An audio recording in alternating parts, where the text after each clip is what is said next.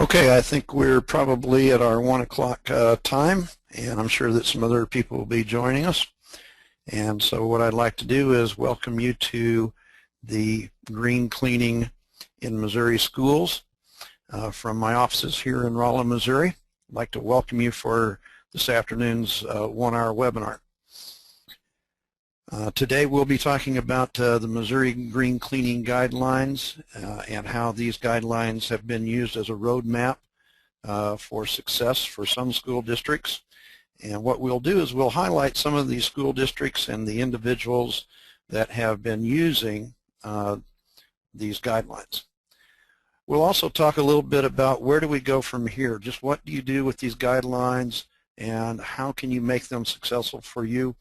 And some people joining us today may not just be a school district, they may have some other businesses that they take care of, and we'll hopefully show you how you can use this information for other purposes other than just schools.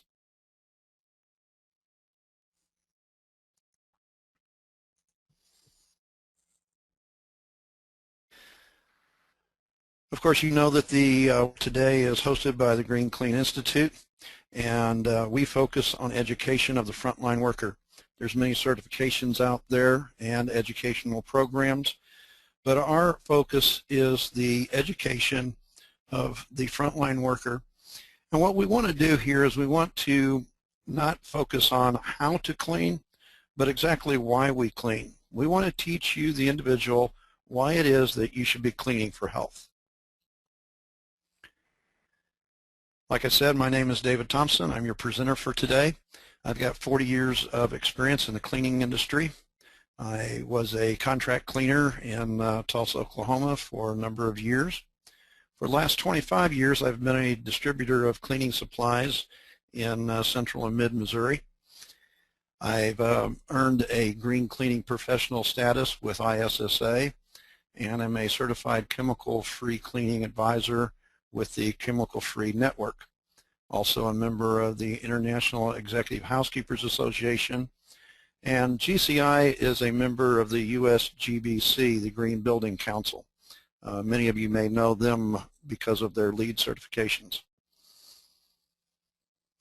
We want you to know that you can find us on any of the multimedia or social media outlets that we all use these days. We have several YouTube sites, several Facebook sites, a Twitter page, and we would encourage you to join us on a LinkedIn group that we have, one for the US and also for the UK. And as you notice, we also have a QR code for our mobile app should you want to follow us on your mobile devices. Today's webinar will be approximately 1 hour long, and we are recording this so that it will be available on our website, and it will be free to our members as it is today. So let's get right down to the issues. This is what everybody really wants to know, and the first question I'm always asked everywhere I go is just what is green and how do you phrase it? Well, here is your answer. Green starts with health. It truly starts with health, it ends with health, and this is what green means to us at the Green Clean Institute. How we reduce the immediate impacts while cleaning is our focus. Now, the hardest part of this issue is changing the mindset that green cleaning is not only about the selection of products, equipment, or programs. This is typically what everybody wants to focus on, and while we will discuss that, that is not our focus. There's been a great deal of focus on green buildings. They focus on energy savings, water conservation, and reducing waste. And while I believe that these are certainly honorable and needed attributes, it is the efforts that we use that continues to show how the existing indoor environments must be maintained. Now, green cleaning services must step up and be focused on what their role is in providing a healthier indoor environment. Now, some years ago, I realized that there was really a need to put a focus on what this message is that I really want to talk about, and it is not about appearance. And I will agree that most facilities, it is appearance first that is the issue. This is what they think of. This is how they're judged. However, when it comes to health and bacteria, appearance is second. And this is why I came up with this slogan back in 2007. And it says, just to say a building is clean does not mean that it is healthy. But if a building is healthy, it is clean. Now, why do I say this? One of the issues which influenced me several years ago to take note that something was going on with my own personal health was the fact that breathing was becoming increasingly difficult for me. And whenever I finally got to the point where I needed to, I went to the doctor and found out that I was diagnosed as a chronic asthmatic.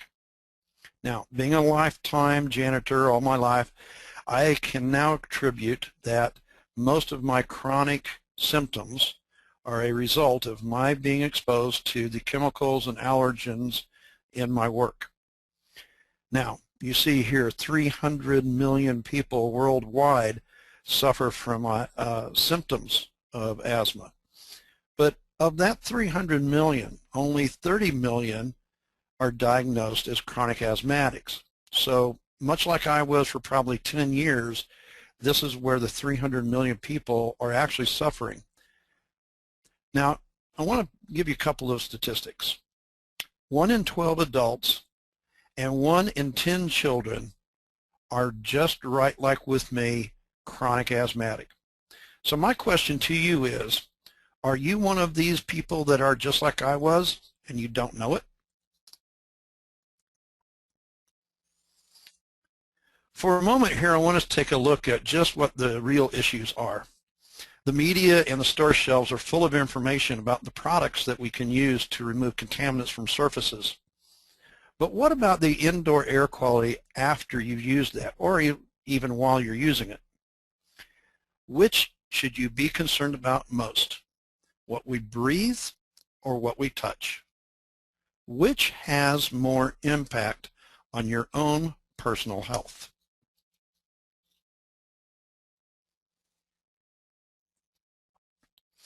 Now, to protect your bloodstream, your hands have skin, gloves, wipes, sanitizer, disinfectant, and all kinds of other things. I think you get the picture of what I'm talking about here. If the contaminants are in the air, you have very little to protect your bloodstream before it impacts your health. You know, I believe that life is priorities.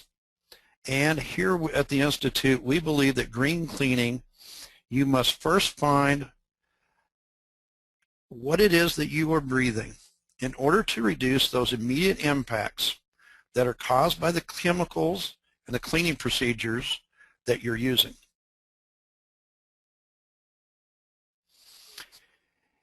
Any indoor air quality control specialist will tell you that there are a buildup of toxins within the indoor environments. This is where we live, work, and play. And these buildups are increasingly costing our operating facilities every day. Now, there are also hidden costs to the employees, the students, and these manifest themselves through the illnesses suffered from headaches and nausea. In our schools, students are getting more lethargic, and it's teachers and staff that are doing the same thing. They're having the same issue. So there is an increased yearly number of both teachers and students that are missing days every year. Now, missing days, from school, both from the student and the teacher, are simply due to an accumulation of these airborne issues.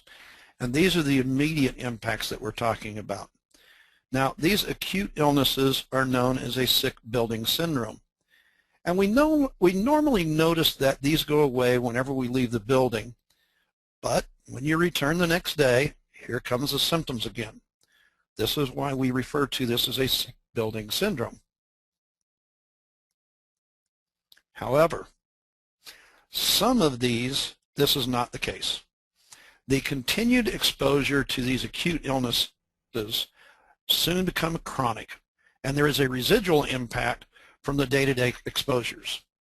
Much like I was back in the late 80s and 90s, this is what was happening to me, and I did not know that. But now today, what I thought was just a result of the job of stripping floors, of which my body could deal with, now it is a chronic issue that costs me personally around $8,000 a year for me just to breathe. Now, not only is it a health issue, but now it is a personal financial issue as well. This is why education is so important, and this is why we focus on the frontline worker and what is happening to you when you're using these products. So when it comes to cleaning, there are ways to reduce the impacts. Knowing the issues that will lead individuals to change, the way that they look at what is required is paramount to your health. Professional development through formal education will also lead to better communication of what the needs are to achieve the desired results. Well, the first one for me as a chronic asthmatic is I need to breathe. I need to know what the issues are. I need to help people change their mindset. I need to be educated, and then I need to help people communicate what these issues are. So why is it that we clean? What is the reason? Well, it is to reduce or to remove the contaminants, both in the air and on the surfaces of the buildings we clean. Whether it's the student's desk, doorknobs, or the air being breathed, the task of the cleaning operation is simply to reduce the levels of exposures. Now, back in 2008, the Missouri Green Cleaning Guidelines and Specifications for Schools was created. It was signed into law, and it's now being used by some Missouri schools today. Now, I'm not going to go through the whole document today. We don't have that much time. So if you would like to go to the document and see it yourself, you can see the link at the bottom, and it would be good for you to refer to that. Now, what I'm going to show you is a few links, a few things from the document. And what you'll notice here is in 2009, when it was signed into law, the Department of Elementary and Secondary Education was charged with establishing these green guidelines. Now, in the red part there, you'll notice that in this memo from Tom Quinn that was put out by DESE, the document must be updated annually, and the law requires that schools disseminate this document to every school building. Now, I don't know about if there's any Missouri schools here listening today, but if you don't have a copy of that document, you can see this down at the bottom here again, or if you want to contact us, I'll be certain to get you to the link so that you can get the full document. Now, the purpose of this guideline that we put together back in 2008 and 2009 is that we recognize that from infancy through adolescence, children are some of the most vulnerable citizens. The purpose of this Missouri Green Cleaning Guideline specification is to facilitate a healthier environment for students, staff, and visitors of educational settings. And just as a byline here, I want to let you know that when we developed this law, I was sitting on the council that put it together, and we wanted to make sure that we didn't just say that only schools should be using this, but all kinds of facilities. Now, please be assured that the Missouri Green Cleaning Guidelines is a law, but I also want to let you know that it is voluntary. There is no way to really know just how many school districts are using these laws and to what extent that they may be following them. But here at GCI, we have been helping schools throughout the state of Missouri first understand these guidelines and helped them to follow them and reward them for doing so. We've went above and beyond the daily benefits that there is to the students, staffs, and the visitors of their buildings, and we've helped them to identify the positive efforts that they've been doing.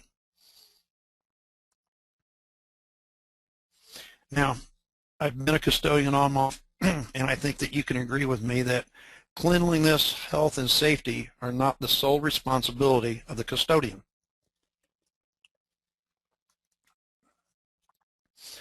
Now, some have believed this, but however, this law definitely states that this is not true. And as you can read, there's more information here.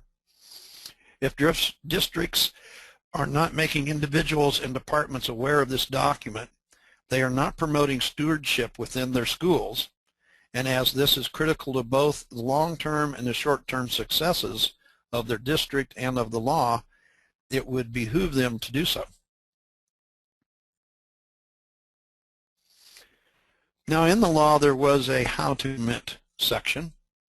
And as you can see here, the provision for this states that new or different cleaning processes are likely to be involved. These processes should be reviewed and employees provided with the appropriate training prior to implementation. The professional development courses at GCI provide not only this training, but a certification of the education by which to document this process and its completion. And you notice that it states also here that education and training should be done prior to implementation. Many times over, you'll find that this is not the case. Green cleaning products are brought in and education is then thought of afterwards. So over the last few months, I've been working with Representative Margot McNeil. She is with the House of Representatives here at Jefferson City from District 78. She is a Democrat, and she is a co-sponsor of House Bill 1602, which is an effort to move the now voluntary law towards a mandated law. And in working with her over the last few months, we have made her aware of the efforts of several schools in which GCI has been recognizing these individuals and districts. And she had this to say after some of our conversations. I applaud the efforts of the school districts like Columbia, New Franklin, and Rolla, who have improved the quality of their indoor air and the health of their school community through proper green cleaning. I might add that their proper green cleaning has been getting the education that goes with the implementation of the products. What you see here is House Bill 1602 that is sponsored by Representative Wyatt. This bill did not pass during the current session, but that will be surely continue to be worked on in the coming months. What I would like to do is welcome any Missouri school that you may know of or come in contact with to contact me and help me to raise a voice as I plan to work with Jefferson City more to work towards a responsible and creditable verbiage for this bill. As it moves from voluntary to mandated, we want to make sure that the verbiage is very carefully written. Since 2009, I've been working with Missouri schools to provide professional staff development. These sessions have been educational in format, and they do not deal with specific brands or the makeup of any certain program. Moreover, the outcomes of these classes are intended to make better educated consumers of these individuals.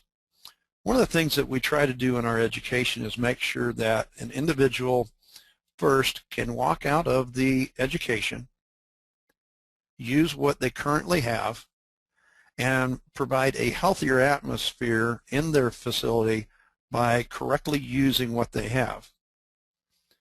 Thus, this is why I explain that the guidelines are about what the guidelines are about and how to use the attributes within those guidelines. In November 2011, New Franklin Schools, seen here, was the first school to achieve the GCI Green Clean School certification, and they have been using the Missouri Green Cleaning Guidelines since their inception in 2009. I will tell you that they started their green cleaning program long before the guidelines came in place, but it helped give them a roadmap that really pushed them towards earning their certification. As it says in the guidelines, that students are not the only reason that we follow the guidelines, but they are part of the stewardship as well. And I was privileged to join in a career day at Gentry Middle School in Columbia, Missouri earlier this year. And there I informed the class about what green cleaning was doing to help them. As you can see, some of the students had a good time, and they learned how cleaning was more than just wiping the desktop.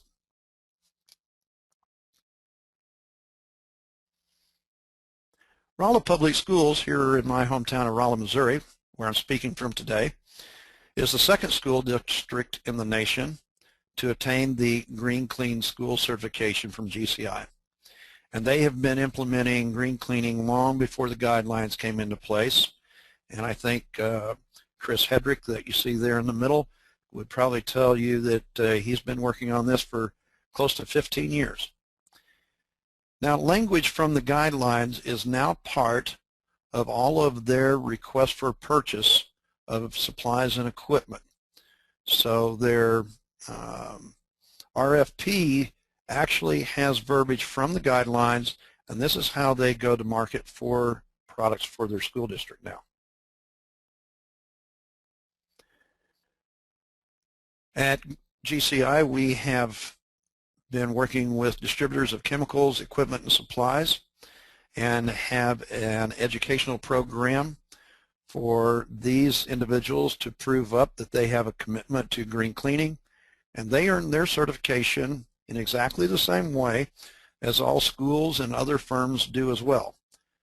Maybe a little bit more entailed because they're on the distributor side, but a certification nonetheless. Now, in February of this year, the National Association of State Boards of Education determined that healthy learning environments are paramount in the green cleaning issues of their standards, which they have as the state education standard. Now, there were three guidelines, or three case studies, I'm sorry, that they highlighted in this February report, and you can see this was February of this year.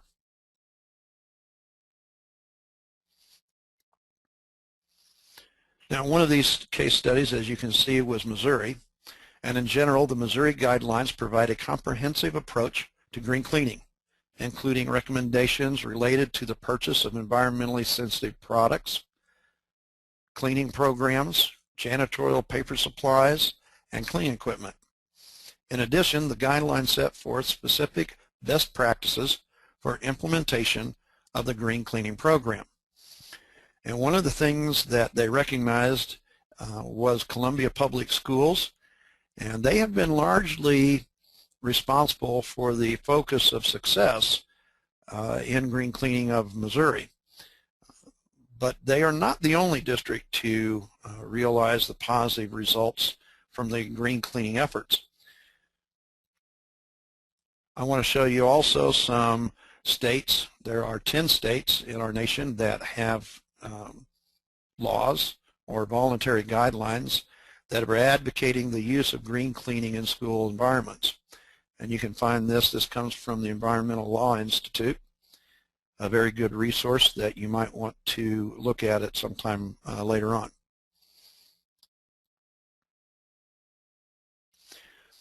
In a new report that they've put out called their Green Cleaning Standards, they identify several things, and these are the benefits from green cleaning.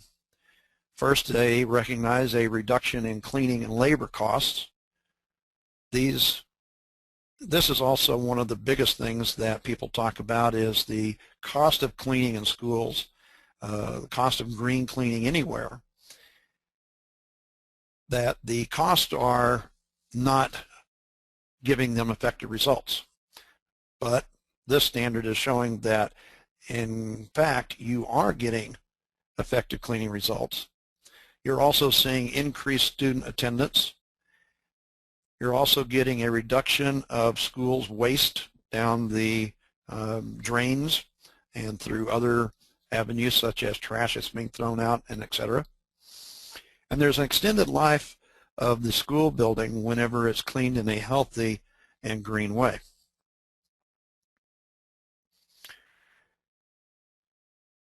Wayne Slechauer of the New Franklin School District is the Director of Maintenance and Custodial Services there in New Franklin, Missouri.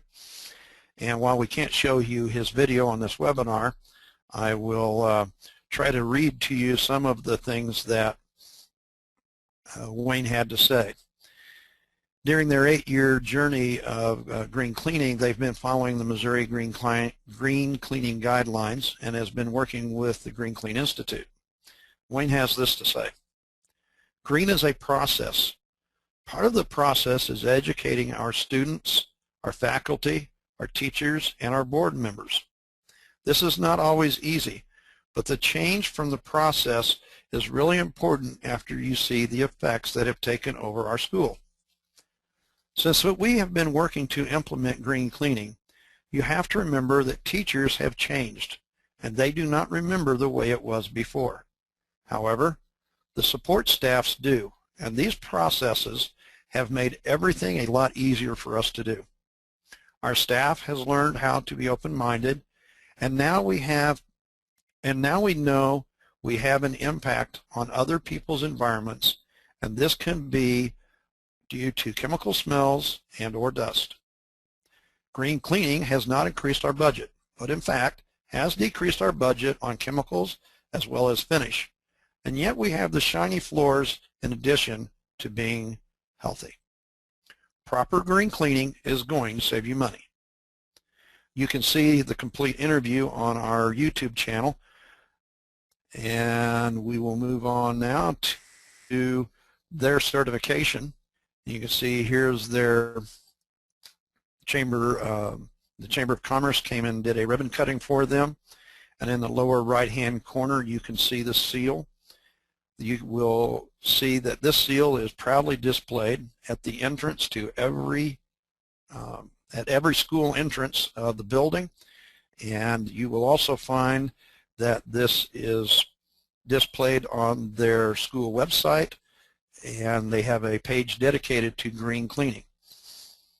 It is our experience that we have educated these individuals in the whys of green cleaning, and this is explained and helps to move forward the green agenda at New Franklin schools. Now this comes from Angie Chandler. She's a principal of Cedar Ridge Elementary School in Columbia, Missouri. And again, this interview can be seen on our YouTube channel, but I'll try to give you some of the highlights of what she had to say. Angie says that we have noticed that over time, students are making it to school more often. We are hoping that it is because they are not breathing in what they shouldn't, and we have experienced an overall feeling of healthiness. Teachers have reported back to me that overall they feel it is a good, safe environment to be in, and that students have been having less illness and attendance is up. I feel that our table surfaces are better and that we are not experiencing that transmittal of colds and flu because it's really clean. It's a safe clean. Our new matting is nice and wide, as well as long with grooves in them where the dirt goes down in them and then is easily vacuumed out. They are tough and they do not mat down. We don't have as much dirt from the outside grime coming into our schools. We have had more people understand that the atmosphere now is cleaner for them and their children. The parents seem to like the fact that we are working on this because over time we are experiencing that we don't realize what these things have in effect on our bodies until it's too late. We are doing our part. We always feel we are such a small part when you try to watch out for the chemicals and such, and it's such a small part. But we as a building are doing this together, so we feel we are having a bigger impact on going green, and it makes our voice a little louder.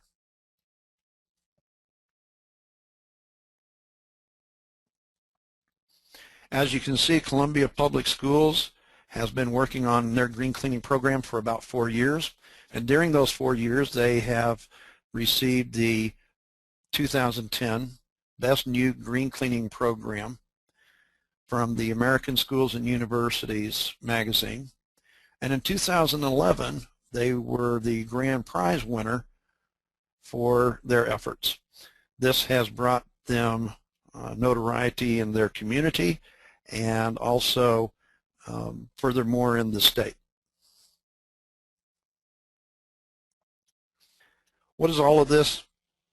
How do you use all of this? Well, earlier this year I developed the 180 assessment program. Here you can see the web address and the front page. We have this on a separate website that you may not have seen. And the reason we've done this is to help differentiate this from just basic janitorial cleaning. We have on the lower right corner, you can see, excuse me, on the lower right corner here is the greenest janitorial. Whenever you go there and look for that, you will actually see the assessment program and how it can bring about a recognition to your service. Now, what we'd also like for you to understand is that this is a self-assessment program, which is good for any facility, school, office, daycare. Anyone can use this. So let's talk to you a little bit about what this assessment program is for. This helps you to see the program and assess where you're going and what you're doing. It helps you to identify your processes. What we say here is that you change 90 degrees when you get your education, but at 180 is where you start assessing what you've actually put into place. The purpose of this 180 assessment program is to assist a building service operation, whether it be a contract cleaner or an in-house facility, the supply distributor or manufacturer, to verify their green clean operation according to our outline. Goals of this is to improve the indoor air quality built environments. What this will do is, starting with that technician first, it will help to enrich that environment and communicate what you're doing and how you're doing it, and verify that it is something that everybody is using. To that point, here is a view of what the assessment program looks like, and you'll notice that it has the name of the facility here. It has the assessment here of points. Everybody likes to gain points. This is one of the things that everybody wants to achieve, is the most points that they can get. Your education has value here. Whether you come back and renew that has more value. And as you move into the assessment further, this helps you to identify certain things that you may or may not do. We'll give you points for them. When you check them, you get points. And in some cases, we'll actually have a blue link in here where you can go to and see what it might be that you could do. Don't want to spend too much time on this, but this helps you to bring about a conclusion to just what is it that you're doing. It will help you answer what you're doing and see what you may need to do next. Our program is geared to help the technician earn knowledge, respect, and pride.